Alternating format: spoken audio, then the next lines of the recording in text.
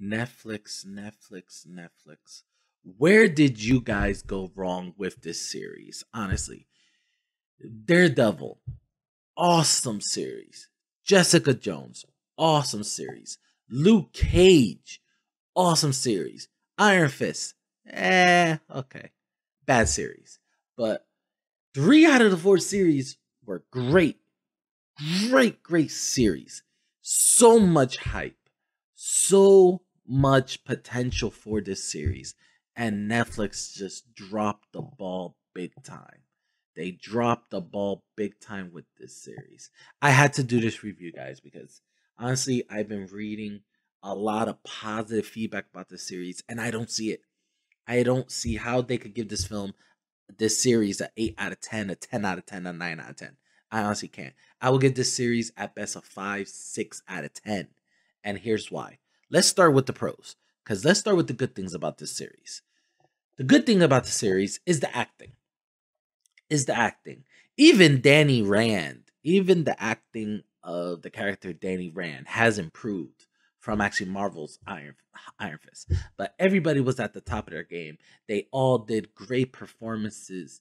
Even the villains. I mean, even the villains I have to get, which that's one of the cons too, which I will get to. But everybody had their moment to shine, and everybody did shine in their individual scenes, and then collectively the acting was top notch. Now let's get to Sigourney Weaver. Her performance was awesome. Everybody's performance was awesome. So that's why the acting was good. But everything else about this show was pretty much horrible. Oh, the fight choreography was good too. Even, I mean, I guess with Danny Rand and the Iron Fist portion, they really took cues from Daredevil and Jessica Jones. So they really changed how they edit and choreograph the fight scenes. I mean, Danny Rand and actually on Daredevil, Matthew Murdock, that fight scene was probably the best fight choreography scene in the have I seen, period. I mean, if anybody wants to know about fight choreography and how to plan how to edit, a fight scene, they need to watch that scene of Danny Rand and Matthew Murdock going at it. That was just a beautifully choreographed, edited fight scene. It really, really made it believable that these guys are real fighters. These guys are at the best of what they do, and it really showcased. Now let's move on to the cons. I have a lot of cons, guys. I have a lot of cons, but let's move on to the cons of the show. The pacing. Now, the pacing of this show was so bad, and that's because of the episode count. It was only 8 episodes. And how they paced it made no sense. It had a very slow beginning. I mean, not enough middle to really give it grounds, and then that poor ending. I mean, wow, did they drop the ball with that ending? And it all bears down to the episode count. There was only 8 episodes, so there wasn't enough episodes, and there wasn't enough time in those episodes to really give a very fluent, good story. So the pacing suffered so much because they took too long reintroducing the characters and, introducing the individual storylines that interconnect to the big picture. The big picture. They just took too long establishing that. So when we got to the good parts, there wasn't enough good parts because they took majority of the season just reestablishing the established characters that people could have just watched, their seasons before, watch the previous ones, which they should have watched in the first place to know, what's going on with the Defenders. So they took too long reestablishing the characters. And with only 8 episodes, there wasn't enough meat. There wasn't enough meat left to really get into the real story. Okay. Another bad thing. Who was the real villains of the Defenders? Like, the real villains was supposed to be the Hand. And after Daredevil and Iron Fist established how dangerous this organization is, and the Defenders, like, it was a letdown, honestly. It was a letdown.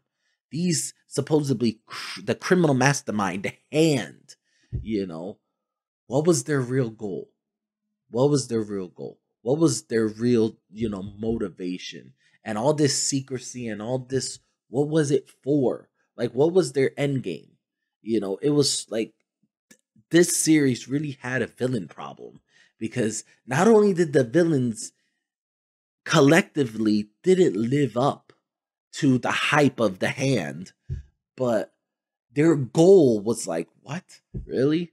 Like when you really discovered what was their whole plot, what was their whole plan for this whole diabolical thing that spanned it across, these other series, it's like, really? That was it? That was it, really? Like that's all they wanted, really? So it kind of gave like there was really no villainous plot. Like, yeah, there were villains, but they just didn't feel villainous. They didn't live up to the villainous. Now, Madame Gao, she lived up to her end, and Sigourney Weaver's character, Alexandria, she lived up to her end. But everybody else, like the other three members, like didn't really, live up to their hype. Now, another thing, once again, the immortal Iron Fist Danny Rand. Once again, this guy, this character, the actor, the whole series, the whole part of the series is the weakest link in this Defenders chain. I mean, just the bad acting and the bad story of the Iron Fist part really, really brings down this story. I don't know if it's the writing, the acting. Yeah, yeah, that's probably it. The acting as well as the writing. And let's start with the acting because he just doesn't portray. I don't think he portrayed. I think they picked the wrong actor to portray Danny Rand because honestly, I think even in the writing, you could tell that they were taking puns at the negative reviews of actually Iron Fist.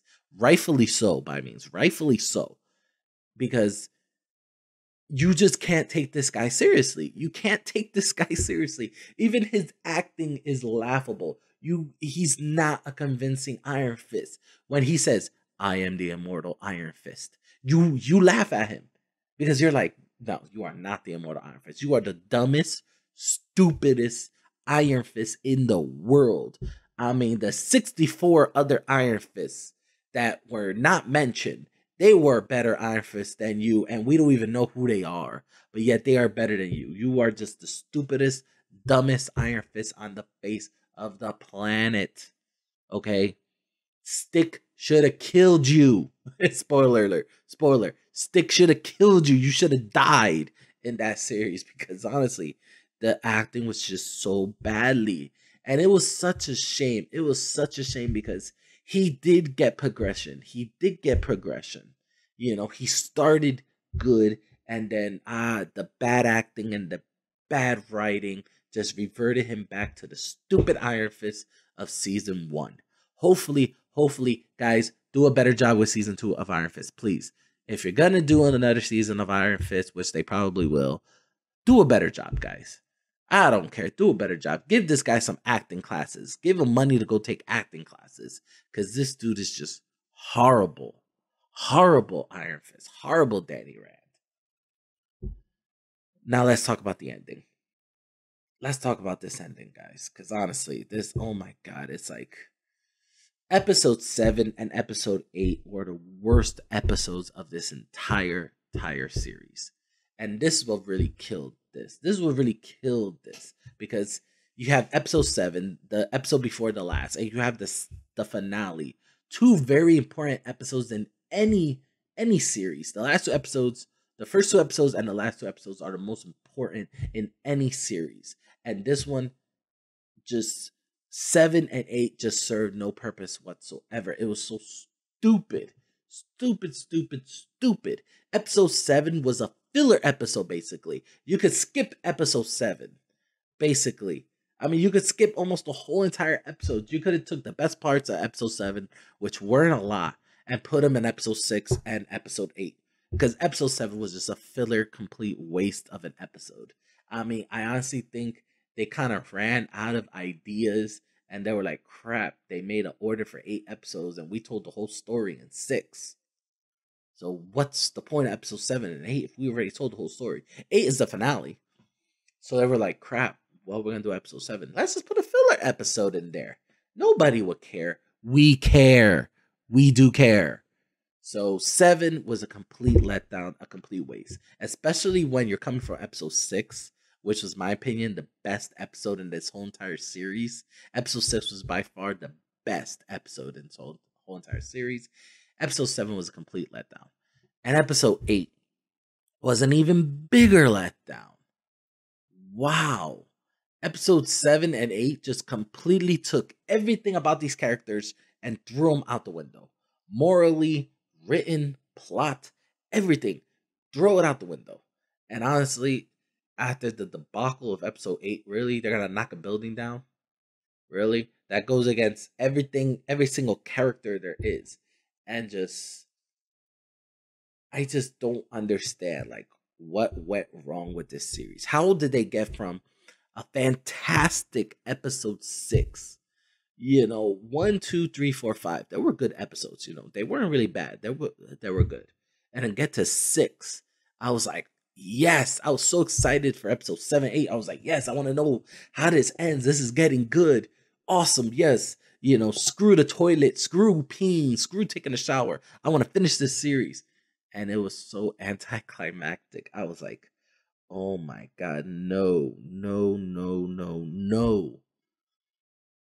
Overall, this series as a whole just did not live up to such a potential. This series had potential to be Netflix version of the Marvel Cinematic Universe, the Avengers. It had that potential to be great, and yet they dropped the ball with bad pacing, bad episode count.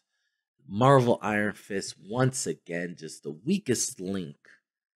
And honestly, just the bad ending. The bad ending that was just a complete disrespect to such great characters and such great series as Daredevil, Jessica Jones, and Luke Cage. I mean, I don't know what went wrong with Netflix, honestly. I don't know what went wrong. It could be the episode count. 8 episodes is not a lot, especially for a series this big. We got the Daredevil, Jessica Jones, Luke Cage, Iron Fist, all they're trying to tie in all of this, and 8 episodes just is not enough. And once again, the bad acting from Danny Rand, the bad episode 7, the worst episode 8. So many bad things about this show that I just can't justify giving it a 8, 9, or 10 out of 10. I have to give it like a 5 or a 6 out of 10 because just these bad things about the show just can't, like, the good things about this show, just once again, it tries to outweigh the bad, but honestly, I give this show a 5, maybe 6 out of 10 at best. Such potential, but it was just wasted. Comment below, guys. Once again, comment below, like, share, subscribe to this video. Did you like the series? Did you watch the series? Are you disappointed? Are you glad? Are you excited for Punisher? Are you excited for the next chapters of Daredevil, Jessica Jones, Luke Cage, and Iron Fist? That's what the comment sections are for. And once again, guys, just have an awesome day.